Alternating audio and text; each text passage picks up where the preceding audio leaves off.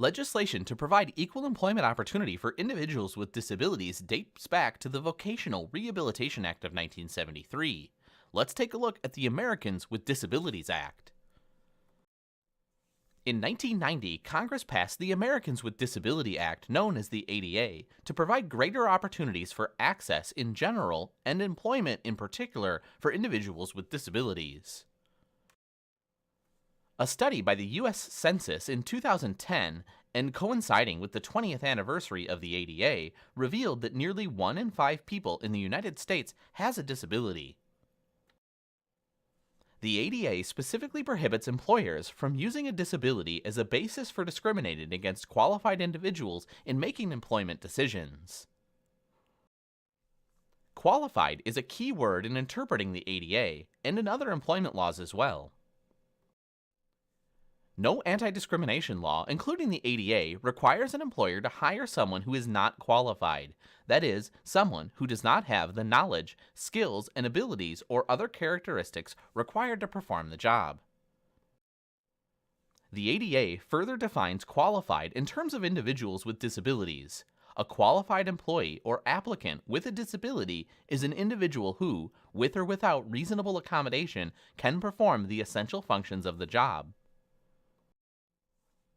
The Act was amended in 2008 following several Supreme Court rulings that many perceived diminished the intent of the original ADA.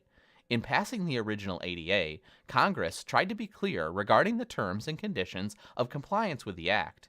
As often happens, a number of issues were left open to interpretation. In an attempt to remove some of the confusion, President George W. Bush signed into law the Americans with Disability Act Amendments Act of 2008, known as the ADAAA. The ADAAA made it easier for individuals to establish the existence of a disability.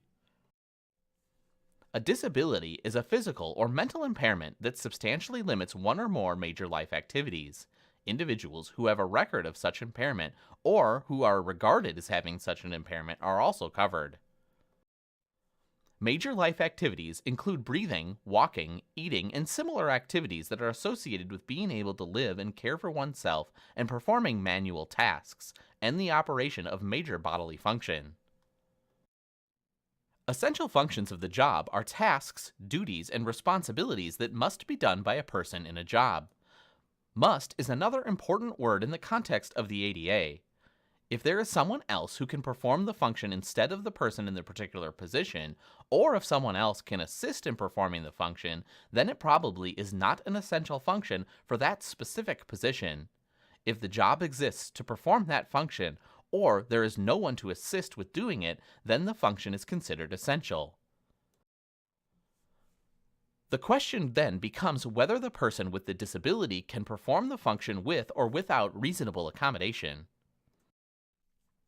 The EEOC defines reasonable accommodation as making modifications in how the work is done or in the work environment so that someone who is qualified for the job and who has a disability can perform the job.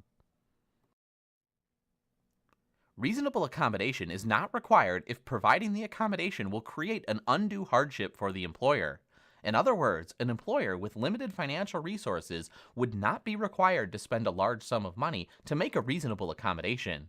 The EEOC notes that undue hardship is determined by the difficulty and expense of the accommodation relative to the size, financial resources, structure, and nature of a company's operations.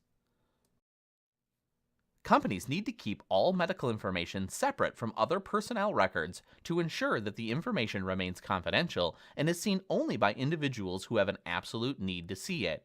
A supervisor working to make a reasonable accommodation or an emergency medical technician who is called in to treat an individual for a workplace injury would need to see the information.